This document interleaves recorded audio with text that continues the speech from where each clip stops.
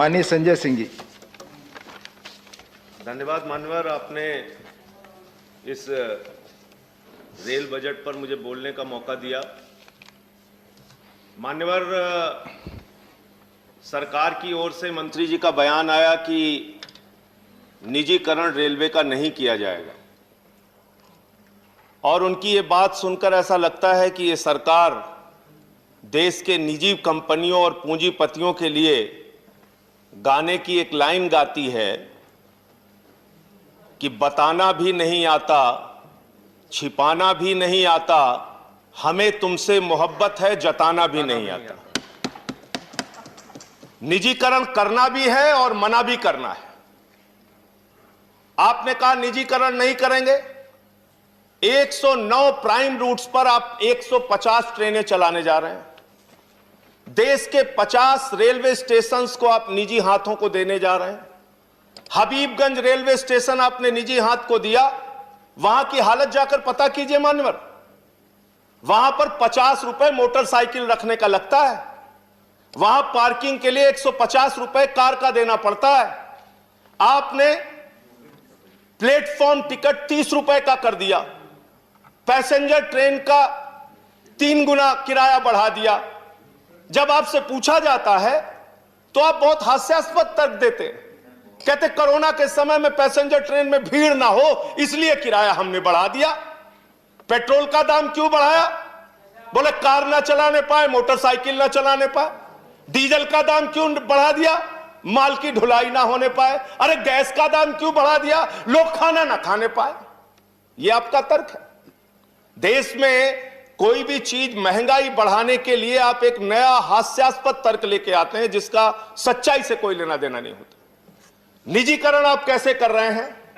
Maintenance के क्षेत्र में निजीकरण, सफाई कार्यों के क्षेत्र में निजीकरण, फैक्ट्री और उत्पादन के क्षेत्र में निजीकरण, सिग्नल के क्षेत्र में निजीकरण, इलेक्ट्रिफिकेशन के क्षेत्र में निजीकरण।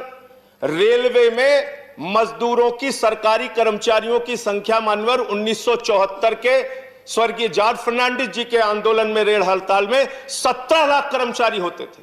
जब ट्रेनें कम थी, जब यात्री एक जगह से दूसरे जगह कम यात्रा करते थे। आज 2.5 करोड़ लोग प्रतिदिन एक स्थान से दूसरे स्थान रेलवे के माध्यम से जाते हैं, और आज आपने कर्मचारियों की संख्या पहुंचा दी 12,26,000। 17 लाख से घटा के 12 लाख। यह निजीकरण के कारण हुआ, हर क्षेत्र में निजीकरण के कारण हुआ। और अब आप तो एक नया तरीका लेके आ गए हैं, लेटरल एंट्री।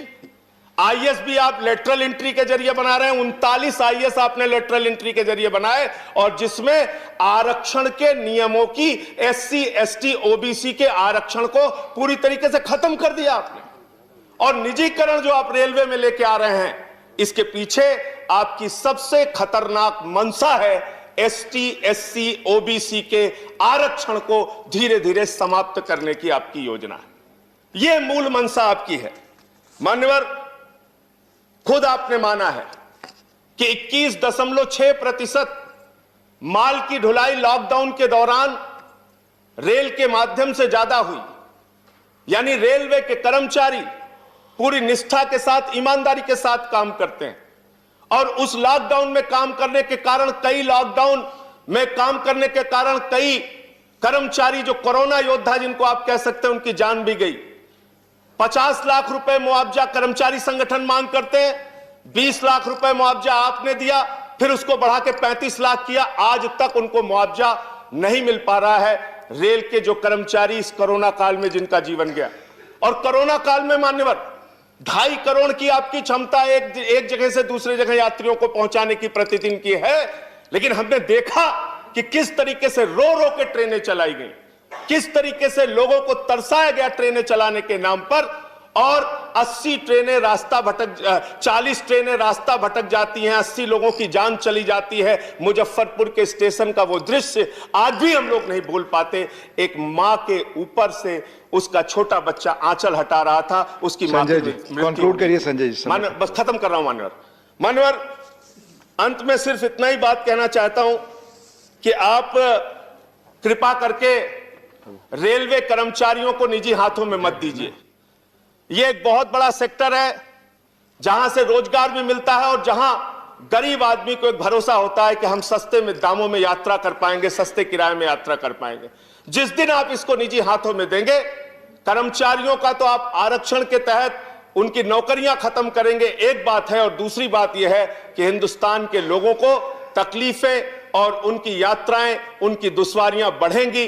अंत में कुलियों की बात यहां पर आई।